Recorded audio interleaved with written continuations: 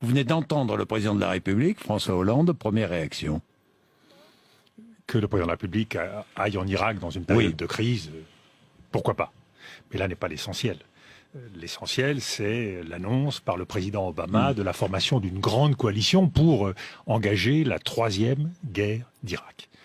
C'est une décision, je pèse mes mots, absurde et dangereuse. Absurde et dangereuse. Absurde et dangereuse. Pourquoi? Parce que il serait temps que les pays occidentaux, l'Europe, les États-Unis tirent les leçons de l'expérience. Depuis l'Afghanistan, ça fait 13 ans, nous avons multiplié les interventions militaires. Afghanistan, Irak, Libye, Mali. Pour quel résultat? Il y avait, en 2001, un foyer de crise terroriste centrale. Aujourd'hui, il y en a près d'une quinzaine. C'est dire que nous les avons multipliés. Je dis bien, nous les avons multipliés. Pourquoi? Parce qu'aujourd'hui, l'État islamique Daesh, comme le disent les anglo-saxons, c'est l'enfant monstrueux de l'inconstance et de l'arrogance de la politique occidentale. Guerre en 2003, irréfléchie. Départ en 2011, précipité. Et puis, soutien jusqu'au bout au régime d'un Premier ministre irakien, M. al-Maliki, qui a fait le jeu confessionnel en opposant les chiites aux sunnites.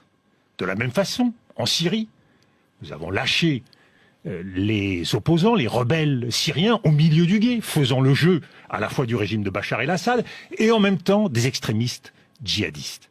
Il faut se rendre compte que aujourd'hui, la montée en puissance de l'émirat islamique, de l'État islamique, à grande vitesse. Ils étaient quelques milliers il y a quelques mois. Aujourd'hui, on en dénombre entre 20 et 30 000.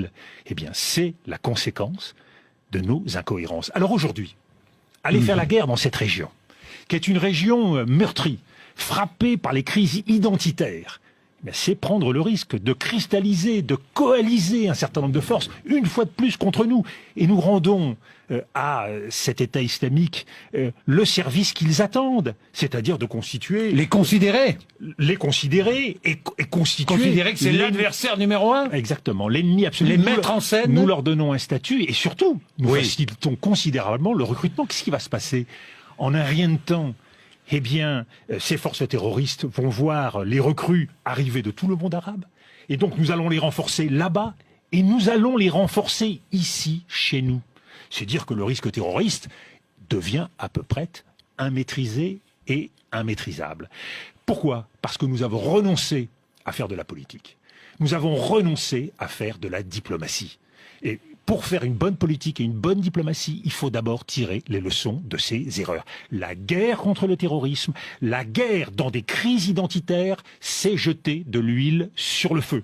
Donc, il y a fort à parier que nous allons faire la guerre, effectivement, face au califat en Irak et en Libye. En Syrie. En Syrie. Demain, on voudra nous convaincre qu'il faut aller faire la guerre à nouveau. En Libye. Contre le califat en Libye. C'est dire qu'à chaque fois qu'on fait une guerre, il s'agit d'en recommencer une autre pour réparer notre incompétence et notre incapacité à régler les problèmes. Donc absurde, politique absurde. Et dangereux.